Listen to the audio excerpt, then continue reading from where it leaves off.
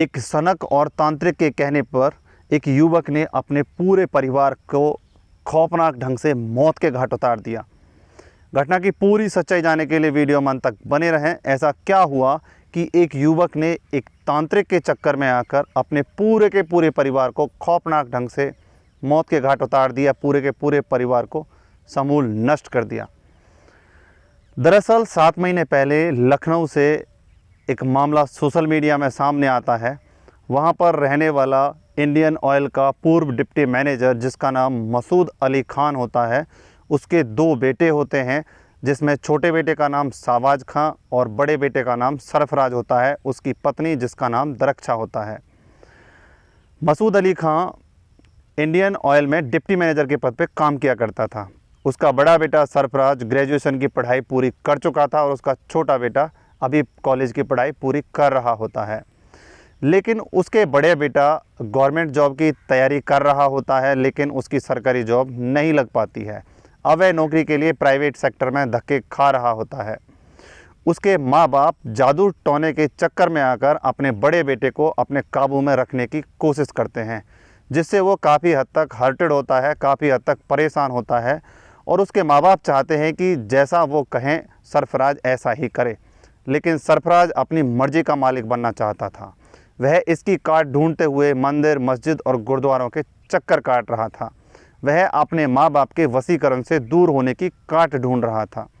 कभी वह शमशान के चक्कर लगाता है, वहाँ पर तांत्रिकों के बारे में पता करता है। आखिरकार उसकी मुलाकात भैंसाकुंड ठाकुरगंज में अनिल नाम के तांत्रिक के साथ होती है और वह उसे भरोसा दिलाता है कि वह उसकी सारी परेशानियाँ दूर कर देगा। जब वह मंदिर और मस्जिद गुरुद्वारों के चक्कर काट रहा होता है तो कोई उसे माला जपने की सलाह देता है, तो कोई उसे कड़ा पहनने की सलाह देता है, लेकिन सफलता उसके हाथ नहीं लगती है।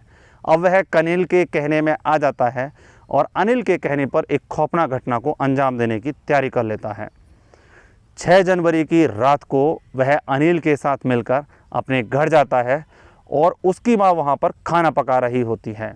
अनिल को वह अपना दोस्त बताता है और वह रसोई में चला जाता है।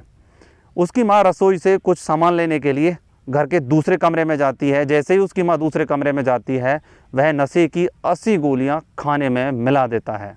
उसकी माँ दाल पका रही होती है, उसी में वो गोलियां डाल देता है और उन तीनों को खाना खिलाता है।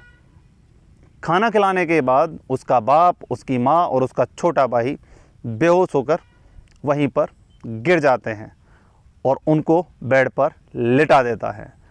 उसके बाद अनिल के साथ मिलकर वह एक गंडासा लेता है और उससे अपने बाप की गर्दन पर 2 बार वार करता है और उसकी गर्दन अलग हो जाती है, उसकी निर्मम हत्या हो जाती है। उसके बाद माँ के साथ भी ऐसा ही करता है और अपने भाई के साथ भी ऐसा करता है।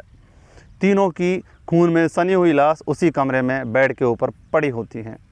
जिस तरह से वो नशे की हालत में बेड पर लिटा रखे थे, उसी तरह उनकी निर्मम हत्या कर दी जाती है। उसके बाद सबसे ज़्यादा घृणा वह अपने छोटे भाई से करता था, क्योंकि पूरा परिवार छोटे भाई की ही परवाह करता था, सरफराज की कोई भी परवाह नहीं करता था।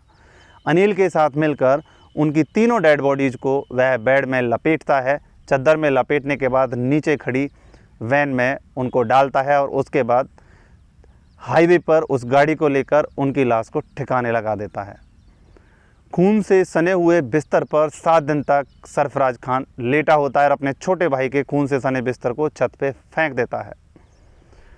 8 फरवरी के दिन उसके छोटे भाई का शव सड़क के किनारे मिलता है। उसके बाद 13 और 12 जनवरी को उसके माँ और उसके बाप का शव रोड के सहारे पड़ा हुआ मिलता है।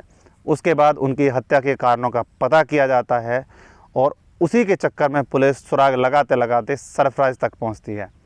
सरफराज को पुलिस गिरफ्त में लेती है और सख्ती से पूछताछ करती है, तो सरफराज एक बड़ा ही चौंकाने वाला खुलासा करता है कि उसका परिवार उसके साथ दोहरा रवैया रखता था, जिसके चलते उसने इस खौफनाक घटना को अंजाम दिया। उसका परिवार जादू टोने की मदद से उसको अपने वश में करना चाहता था, जिसकी काट के लिए उसकी मुलाकात एक तांत्रिक अनिल से होती है और अनिल के कहने पर उसने ये सारे के सारे वाक़या को, सारी की सारी खौफनाक घटना को अंजाम दिया था।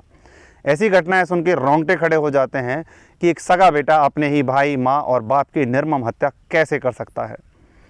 इस घटना को बताने के पीछे किसी की भावनाओं को आहत करने का उद्देश्य नहीं है, केवल आपको सतर्क सावधान करने का है कि अपने परिवार में रहते हुए सतर्कता बरतें, अपने परिवार में रहते हुए रिश्ते नातों का ख्याल रखते हुए अपनी जिम्मेवारी अच्छी ढंग से निभाएं, जिससे इस तरह की खौफनाक घटनाओं को अंजाम ना दिया जा सके।